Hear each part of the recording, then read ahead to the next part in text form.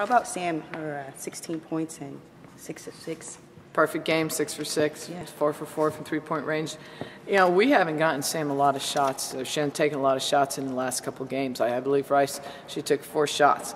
And, you know, that's a player, a shooter that's got to touch the ball more, and we talked a little bit about that, consciously running plays for her and getting her the ball. A couple of times, though, today we got the ball to Sam in transition. Sam's really good, if you notice, running the floor, crossing underneath and setting up and getting her shot, getting her three-point shot. But for her sake, it's been a while since she's really hit some shots. She hasn't been on fire, so it was good to see her have a good game. I think she needed that. You know, we play Tulsa next. That's a game where she hit, how many threes she hit in that game? 6, 7?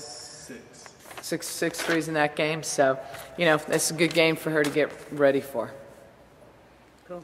Is this a game where once she makes 3 or 4 in a row from the floor, you tell everyone else to start looking for her, or was her performance just a result of following the offense the way you'd normally call it anyway? Well, smart players are going to look for her.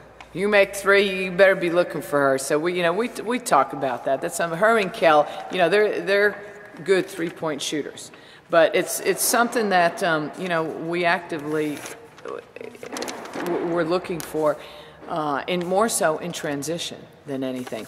But Sam needs to get her game going, and today she did. And teams have done a good job. They've been keen on her the last, because you know she's been. Previously, in the beginning of conference, Sam's been our biggest threat from the perimeter, so teams have really been keen on her. Today, she got loose a little bit and was able to knock down some shots. What were you looking for at Marshall, or with Marshall, since they beat Southern Miss at home and you guys lost?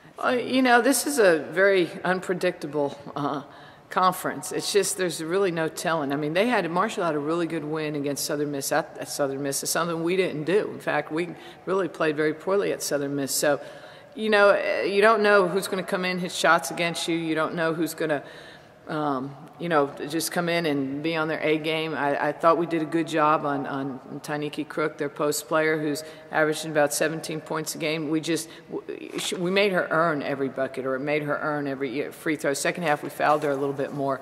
But, you know, Marshall, we knew they were going to go into their post player. And our game plan was to double her every time she touched the basketball, or make her give it up, make somebody else shoot, and make them shoot it from the outside. Now, those last couple minutes, they drained a couple threes, but sometimes that's what happens when you have a 20-point lead. You know, sometimes it's easier to drain a 3 when you're down 20.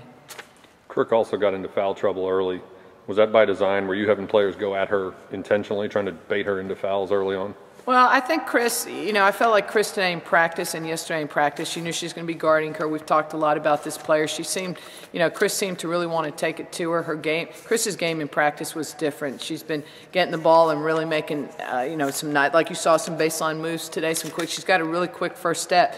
You know, sometimes Chris struggles gathering the basketball because she wants to make her move before the ball. But I think Chris had it in her mind that she was going to take it to her. And you know, we talked about any time they put her in, she had 2 fouls the first half, they put her back in, we said, hey, if you've got an opportunity, take it to her. Mal made a really smart play in the backcourt and kind of made her come over her back. Now, Mal just does things as a freshman that's just really smart that a lot of freshmen don't do, and that you know, that was one of them. Your team went, I think, 8 or 9 minutes at the beginning of the game without a single foul. Was that a change in defensive philosophy? Were you telling them to back off a little bit? Were the referees just swallowing the whistle? How'd you go that long without getting a foul called? That's a miracle. That's an amazing stat for us. I'm going to tell you, we had a goal. We had a goal because we've been fouling too much and putting people to the line, as you saw at the end of the game. But we had a goal to try and not allow the other team to get in the bonus each half.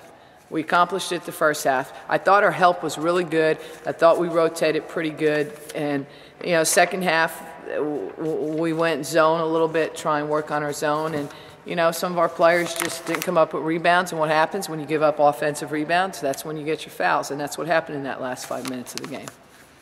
By getting up 18, 20 points in the second half, you were able to arrest a lot of your starters, go deeper into your bench than you have in some games.